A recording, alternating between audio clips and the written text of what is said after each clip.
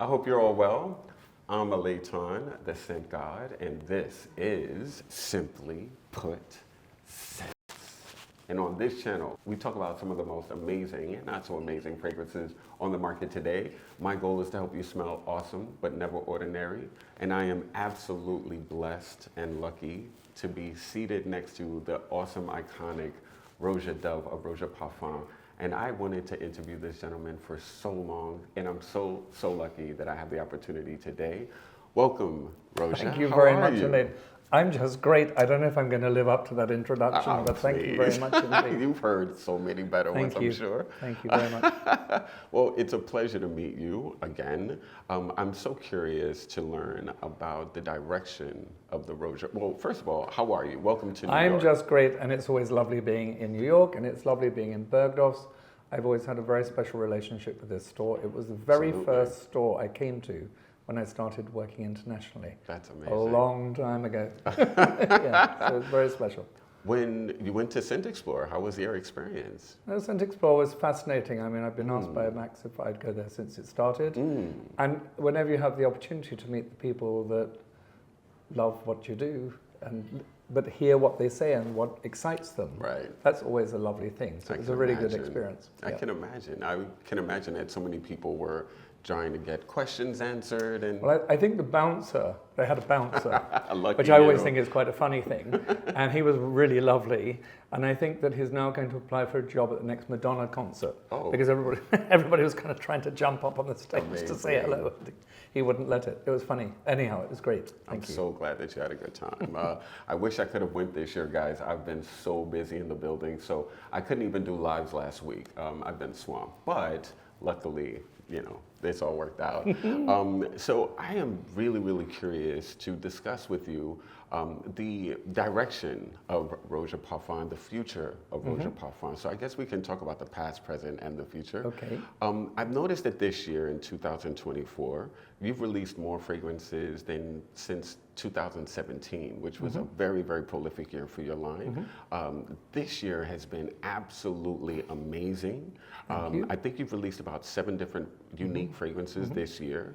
I'm curious because a lot of your diehards, a lot of your cult followers, because obviously Roja has a cult following, a lot of the members a lot of your maximalists, they are absolutely blown away by some of the new, I guess you could say, direction of the line, which I like to refer to as new money Roja, only because of the fact that so many of them are so playful, so lovable, very elegant still, but there's a level of fun in a lot of the fragrances that you're creating lately. And I'm just curious, like, what has I guess you could say, what has inspired that fun side of Roja that we're smelling? I think there are two things, two answers to your question. The first, I've always lived with a little saying, please don't take me seriously, because I don't. So that's the first thing I'd say. But we have a new CEO in our company, not so new now, she's been with us for 3 years, Audrey Minard, who has very clear direction on where she would like to take the brand, which is why we wanted her to come and work with us. We have a really great team within the firm, and I think that our brand has always evolved, like everything does, hopefully, otherwise it dies. Right, exactly. I think one of the things that's always a surprise to people is the age of our client. The average age of our client, 21% of the people that purchase from us are 18 to 24. Wow. And 32% of the clients are 25 to 34. So 53% of the people are less than 34 and under. So our clientele is very young. They have always loved the things we do, so they relate to them. But I think it's maybe being aware and opening up to the trends in this age profile in particular. So I hope that answers the question. Yes, I'm absolutely, I'm not shocked because I think there's fragrances for all groups in your line. But I've noticed for sure an adherence to more fruitier considerations. Fruity, slightly more gourmand. Yes. Yes. There have always been touches of gourmand. Right. Within the collection. The Lana Leaf collection for sure. Well, yeah, and you have it in Sweetie Oats. So it's always been there, but yes, it's certainly opened up more. There's more of it, and as a natural progression this is one of the places where people are going to hear it first. So here's your scoop. Yes, let's go. I'm frightened of him. He had to have a scoop. There will be 4 launches, which have been made by 2 very, very, very young perfumers. Oh, so not from Roja. Yes, so we made a decision that we would. If I'm remembered for anything, I hope I'm always remembered for encouraging people.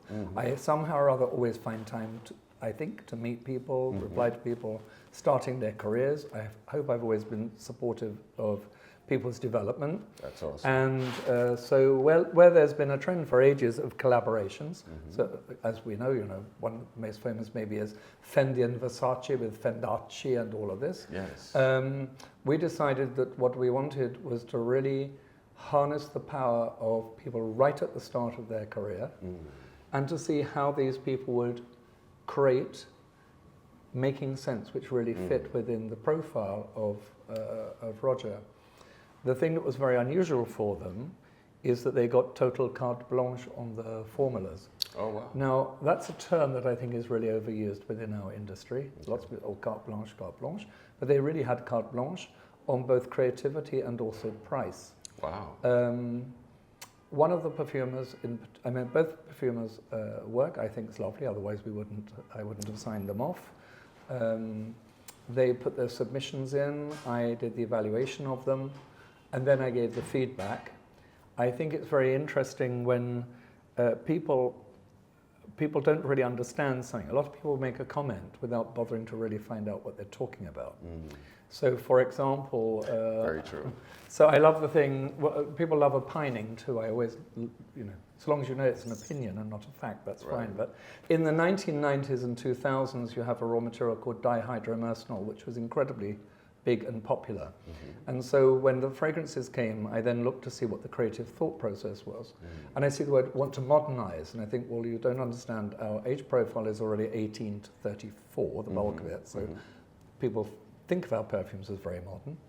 And then my comment back was, but this is a raw material which was big 20 and 30 years ago. That's not old enough to be retro yet. Wow. So actually what you've made is old-fashioned. Wow. And then we were doing the thing of dosage where a material wasn't dosed properly, or so under my direction, if you like, they then went back and reworked, and the first perfumes will come early next year. And so it's going to be 4 next year? No, over the next 2 years. So wow.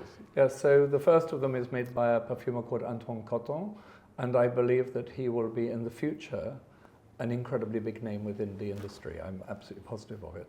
I'm curious. Yeah. How did you select these individuals? How did they prove themselves to you? I did not select them.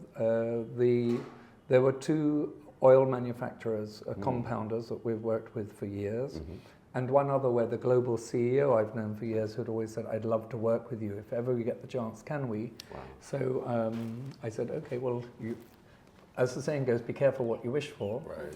And so that particular house submitted 4 perfumers, another 2, and another one gave 1.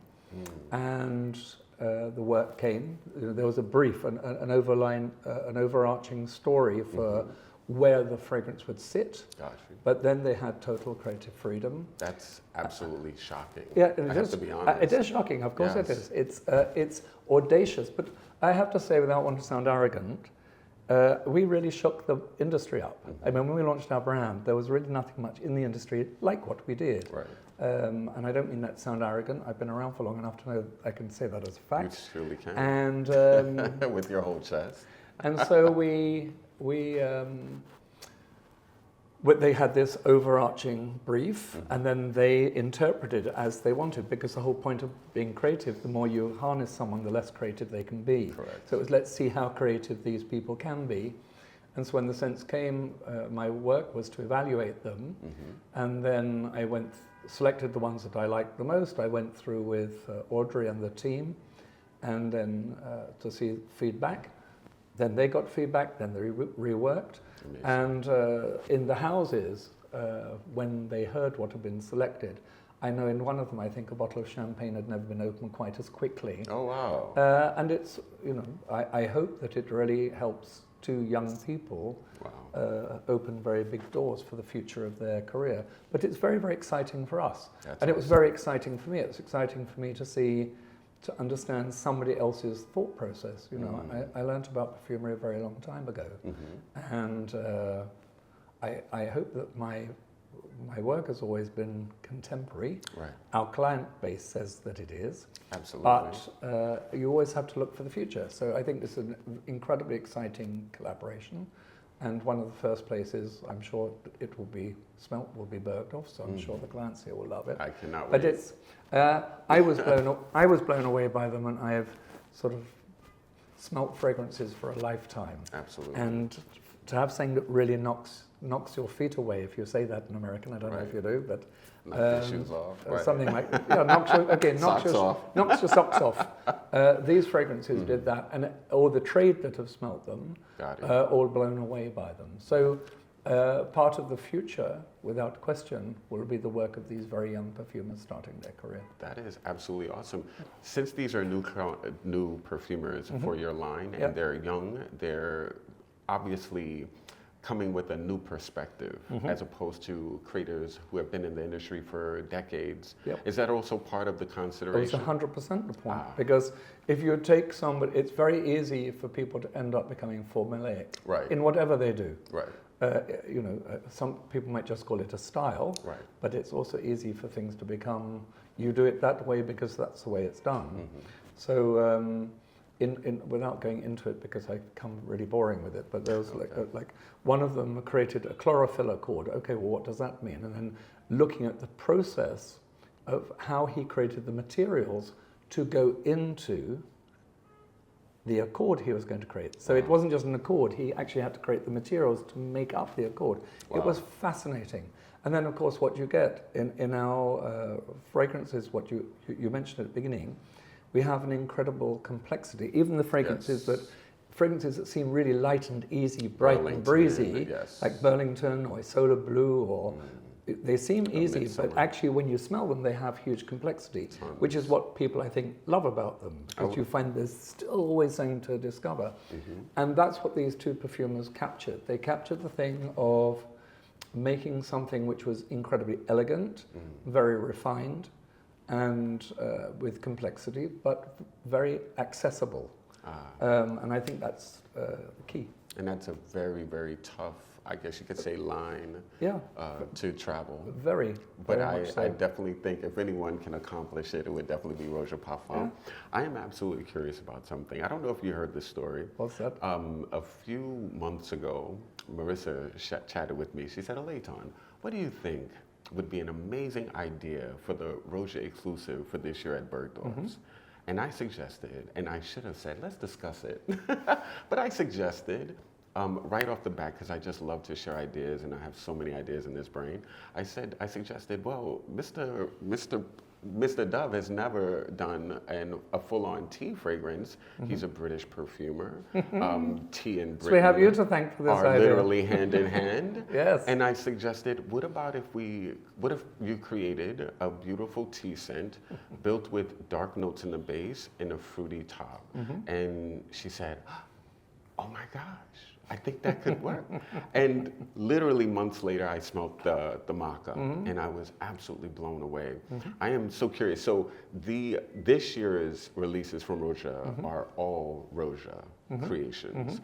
I am absolutely curious about a couple of things. What was the idea? Because it's not a cup of tea. Some people might get that a little confused. They might think tea at Bergdorf is going to be Earl Grey in a bottle. But you went in a more environmental style, in my opinion. I think that to me, it's about having a cup of tea in an English country garden. Oh, I assumed it was on our 7th floor restaurant, but that's awesome. But it's the thing, we did a special edition for Bergdorf's, which, as you know, I make one every year. It's a lovely thing. Absolutely. And one of the ones we launched here, the florist, I don't know, the display people, visual merchandiser, the florist, I don't know who, did the most extraordinary thing with flowers all around the window, and they were just single stems, but the most stunning colors. Wow. And each of the stems with the light coming through the window it was magical in the extreme. Wow. So it was this idea of sitting somewhere where you're surrounded by flowers. Where I grew up, there was a very beautiful meadow called Grantchester Meadows, and there's a tea room, but it isn't a room at all, it's a garden.